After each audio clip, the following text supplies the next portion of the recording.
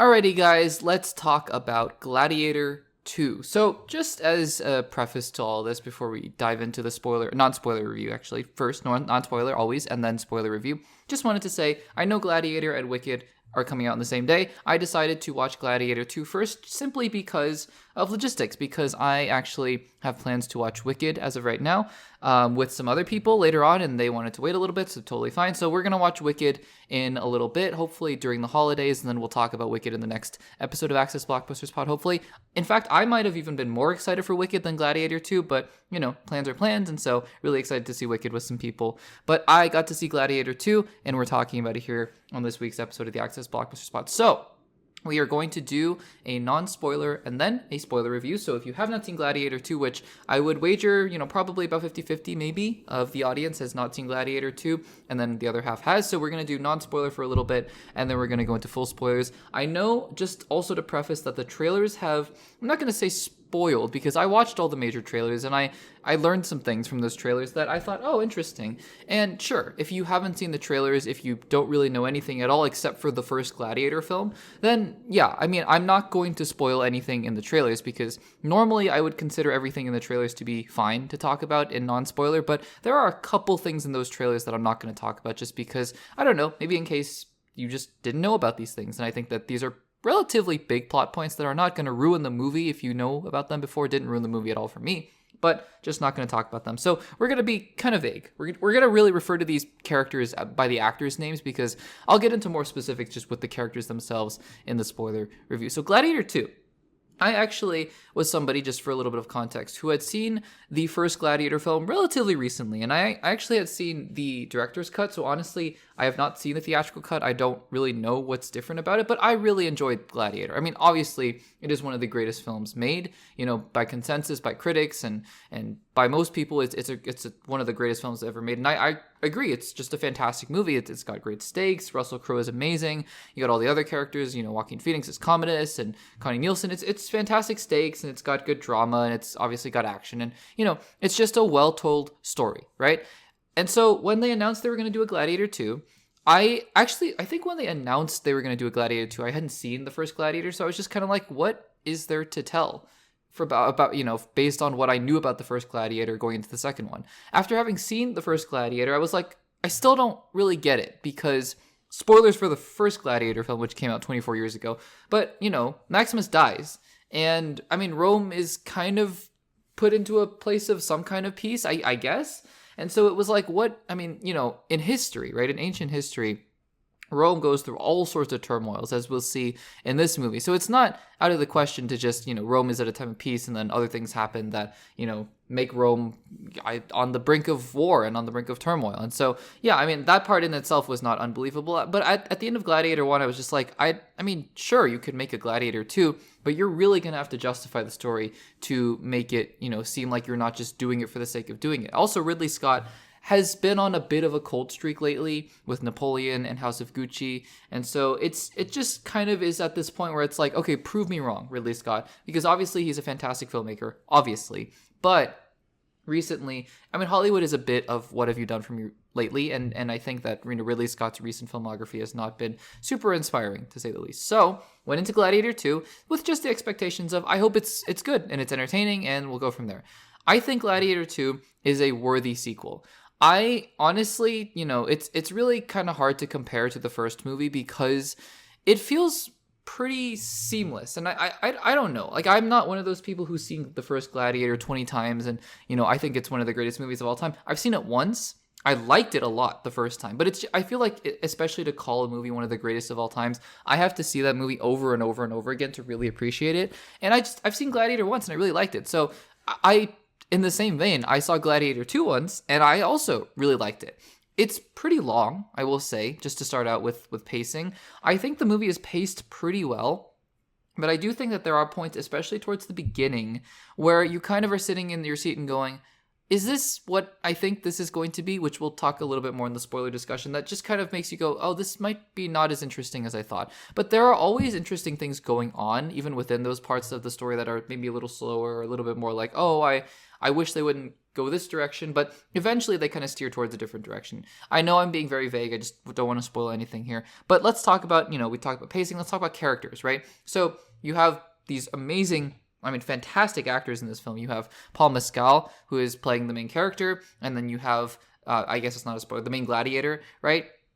Denzel Washington, one of the greatest actors of all time. You have Pedro Pascal, one of the greatest actors right now, currently. He's one of the hottest actors right now, I should say. You also have Joseph Quinn, who is from Stranger Things, and obviously is going to be Human Torch in the Fantastic Four. Really exciting. Connie Nielsen is back. Maybe that's a spoiler. I don't think that's a spoiler. It's in all the marketing. It's on the posters. It's like she's back, and we'll see where that leads. But she's in the movie as well. I don't think I'm missing anybody. I might be missing someone really big, but those are the main players. And so all of these characters, what I love about this film, honestly, is that I think the first film, right, the first Gladiator film, while there is complexity within these characters, pretty clearly Commodus is the bad guy. Commodus is that kind of archetypal emperor who is, power hungry, and he's going to do whatever it takes to get the throne and all these kinds of things, right? And he to secure the throne. In this movie, there are characters that are, let's say, a little bit unhinged and a little bit, on the crazier evil side for sure. But then there are other characters who are, I would say, villainous, right? Actually, I would say the main antagonist of the film, again, not spoiling anything for people who don't know. I personally didn't know who the main villain was going into this movie, and I was very interested to see this all play out. And I think the main villain of this movie, the antagonist, has very complex, I would not say motivations. I think the motivations are pretty clear, but complex methodologies and kind of a psychology and very interesting ways of going about doing what they're doing. But it's not just one person. There are multiple people in this film who are kind of vying for power and going through all these things. And I think that even the main characters, the quote-unquote protagonists like Paul Mescal as the main gladiator, also very complex characters who have gone through a lot of things that lead them to the places that they are entering the film and then going through the film, right? I think that is one of the biggest strengths of this movie, is that when characters are talking to one another, it's not just conversations of, I'm going to win my freedom and I'm going to, destroy everything evil. It's like, and on the other side, it's like, I'm going to destroy the good guy. It's not quite like that. Which again, I know that's not at all what the first Gladiator was either. The first Gladiator definitely had complexities in it as well. But I think that one of the big things that I enjoyed watching were just characters talking, because the characters in this film and the actors portraying them are so charismatic and so captivating that it's really one of the strengths of this movie. Denzel Washington, again, it's Denzel Washington, but every time he comes on screen, you can't help but go, wow, it's Denzel Washington. He eats up scenery like nobody's business. There's a reason he is one of the greatest actors of all time. He is amazing. Paul Mescal as well, really good in the role, I think. And other supporting characters, they do really well for the roles that they're given. Like, other characters are not maybe given as much screen time, but it's really, it's about Denzel Washington, Pedro Pascal, Joseph Quinn, Connie Nielsen, and Paul Mescal. Those are the main characters that I listed. It's really about them. And there are other characters who do play supporting roles, but it's about those characters and a couple others that I can't remember off the top of my head. So really good stuff there. I think the story is interesting because, again, like I said, there are certain points where you go, I maybe wish they didn't go in that specific direction, even though what I'm watching is pretty entertaining. But then, I think there are other points where the story kind of dips and dives in ways that you're not expecting, right? Because I think one of the fears that I had about a Gladiator 2, especially after having watched the first one, is this just going to be a carbon copy of Gladiator? And I think that the film does a good job of at least explaining why things are the way that they are and how this film is building upon the legacy of that first film. Legacy meaning not, in a meta way, but in, the events of the film itself. Like how the events of the first film are having its ramifications on this now later iteration of Rome, right? I think that's really interesting. Speaking of Rome, I think Rome in itself plays a bigger part than it did in the first Gladiator film, because, in the first Gladiator, there's this whole thing about Maximus saying, I'm going to get the army and we're going to storm Rome, and we don't really see that. But I think in this film, Rome is a little bit more of a character. Rome's geopolitics and sort of the machinations of what's going on within the Senate and within with the emperor and all these different things that are happening, within Rome as a ruling state, right? Like, is it, an empire? Sure, it's an empire, but, should it be an empire? And how, what power do the people have? All these different questions that are being raised, I think, are super interesting. And, especially, I think, given just the way that our world is today too, it has a lot to say, honestly. Like, I think there are certain scenes, and I'm not going to go into politics here, not the channel for that, but I think just to kind of say that there are scenes in this film where you go, it is ancient Rome that's going, that you're seeing in this film. But also, if this were just set in modern times and you kind of thought about this as just any other authoritarian state, it would be really interesting to think about it in that way as well. So I think that there's a lot of commentary in this film where it's not just about watching, gladiators fight in the ring, but, there's a lot there as well. I think that the film, I think once it gets its footing, going back to the pacing, works really well in the sense that it builds and builds, and I think that the climax is very satisfying. Honestly, I was not expecting that because I kind of thought, again, is it going in this one direction? It doesn't, and I think that works really well in the film's favor in that regard. And I think finally, just to close out this non-spoiler section, you have to talk about the action. The action's great. I mean, there are some scenes that are very memorable, and not in a bad way, obviously. I just, in a way that these scenes stick with you. There are a couple action sequences towards the beginning and a lot of fights, but again, it doesn't feel like fights just for the sake of doing fights for stylized action or whatever. It feels very warranted. And I think every action sequence has stakes to it. I think most of them do.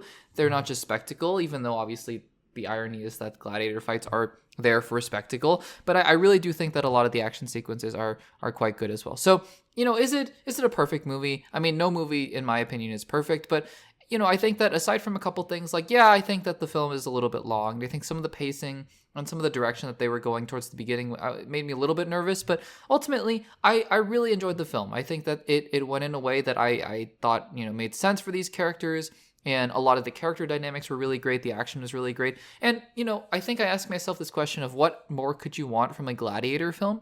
And this is it. I mean, it's great. And I'm really happy that I walked out of the theater with that kind of experience. So that is my non-spoiler review for Gladiator 2. We are now going to transition into the spoiler discussion. I'm not going to go on for too long here, because I think this isn't a film that's like, I don't know, Avengers Endgame, where there's so many spoilery things to talk about here. I'm stalling a little bit to give you time. If you haven't seen Gladiator 2, just save the video to watch later and then come back to this part of the review at any point. So let's get into some spoilers for Gladiator 2. I know I had to be pretty vague in the non-spoiler section for those of you who have stuck around from the non-spoiler section. The kinds of things I was alluding to. So first of all, just the direction of the film that was making me nervous. I was nervous at a certain point of, is this just going to be not shot for shot, that's not the right term, but is this just going to be basically Gladiator 1 with different characters, right? That's what I was nervous about. I think towards the beginning, that fear and trepidation was pretty big because, I mean, you have this character Lucius, right? Now I can say Lucius. I know it was revealed in a trailer, but, just in case people didn't know. But Lucius, right? So at the beginning, he's fighting this battle, and then he loses his wife, and he has this vision. It's not the grain fields or whatever. It's this river kind of thing. But it's the same kind of deal. He goes in, he has a kind of mini gladiator fight outside of Rome, and then he goes into Rome, and then he trains. And at that point, I was like, are we just watching Gladiator 1? Which, again, it was good. I mean, this film, at that point I was like, it's good, but I would rather have something a little bit more substantial. Just, I think that one of the things I had asked myself was, what is going to justify Gladiator 2 being made? And at that point I was like, well, it's entertaining, this Gladiator 2 film, but it's not really speaking to me on that level of like, why did this need to be made? But then I think the film kind of dives into other characters. I think the Paul Mescal character is really good, but I think that he is pretty much mirroring Maximus's journey in a lot of the key ways, not every single way. Like I want to be clear, they're not the exact same character, obviously. And I think that going back to the climax part, at the very end, I love how it's not another one-on-one fight. I was very worried it was going to be a one-on-one fight that was going to end in the Colosseum, just like it was in the first Gladiator. I'm glad it was still a one-on-one fight, but it was a very satisfying matchup between, is it Macrinus? Macrinus, right? Denzel Washington's character, and Lucius outside of Rome, and representing the idea that Rome, we're going to rebuild the dream of Rome. I think that's awesome. It was a great action sequence there. But, like I was saying, I think it's the other characters that make this film I think more than just another Gladiator movie, because the first Gladiator film was about Maximus at its core. This film is about Lucius for sure, but it's really diving into other characters. Like Macrinus, I have to say, Denzel Washington is awesome. I mean, he plays this character who is cruel and calculating, but so charismatic, and he gets what he wants. He's so in control here. He wants power, but he's not one of those maniacal villains. He is so commanding. All these C words, right? But he's so commanding, charismatic, in control. I love this performance by Denzel Washington. It was awesome to see, just oozing charisma every single scene. And I think that, honestly, at first I was like, Pedro Pascal is just going to be that jerk general character, that you see in a lot of movies. But I love how they treated the character of Pedro Pascal. I think that Access was great because he has so many dimensions to him that by the time you had that one-on-one match between Lucius and Access, there was real tension in me where I was like, oh, I mean, we've been rooting for this Lucius character to kind of get his revenge and seek vengeance for his life and his wife, right? That did not mean to rhyme there. For his wife. I meant to say his wife. For his wife, because Access was the one who sacked Numidia and partially the reason why his wife was killed. But then you also see Access, and he's, I think, genuinely, living at a time where obviously killing is part of the deal. And again, not to justify killing, but, he's a general and all that kind of stuff. But I don't think it was very clear he did not enjoy the direction that Rome was going under these crazy emperors. Is it Caligula? Caligula? Is that how is Caligula and Geta? I don't remember their names, honestly. I'm just going to call them Joseph Quinn and the monkey emperor, because I just don't remember their names. But, Rome was kind of in shambles under these two emperors, right? It was clear that the direction that they were going in was tyranny. And lest you think that, Roman emperors making their monkeys first council, was that the title? First council is crazy and it's hard to believe. This is ancient history. This is what Roman emperors did. There were emperors like Nero and Caligula and, other emperors that just did crazy, terrible and brutal things, but crazy things. So, no, I mean, the monkey being named first council was the least of my, suspensions of disbeliefs, because I just think that this is just ancient history. It's what happened. So anyways, but I going back to Pedro Pascal, I love that the character was humanized in that way, so that by the time they have their one-on-one, there are stakes there, right? I think the Denzel Washington and Pedro Pascal, Paul Mescal, these are really confusing names. All these Latin names and then all these, names that sound the same in English anyways. But the final fight there, it had real stakes. It had a drive to it. It was like, we're fighting for the sake of Rome and the direction of Rome, especially because, Macrinus had sent it into such anarchy by killing the emperors. And so I think that was really good. I think Lucilla, Connie Nielsen's character, maybe not the strongest character in this film. I enjoyed that she was there and she had some good emotional moments with Lucius, but again, maybe not the strongest character arc in this movie in my opinion. But Connie Nielsen is always good. She's always good there, and I actually really like that Robbie character as well. The healer, the doctor, he was really good as well. Again, the film, surprisingly, it has great action. The monkey fights at the beginning, really entertaining. The boat fight was really great. Obviously, the two solo combat scenes were great as well. And then when all the, when the kind of populist revolt happens, it was great. But the action in that was great. But, I think the surprising thing to me about this movie was that it rides on the strengths of its characters. And that's not something I expected to say from Gladiator 2, but it's definitely something I felt. The performances were great, the characters were great, and I walked out of it, like I said, having a great time. So guys, I'm assuming that if you're still here, you have seen Gladiator 2. What did you think about it? And does it live up to the original? Let me know in the comments down below. I can't wait to talk about other films like Wicked and Moana 2, but for now, let me know what you thought about Gladiator 2 in the comments down below.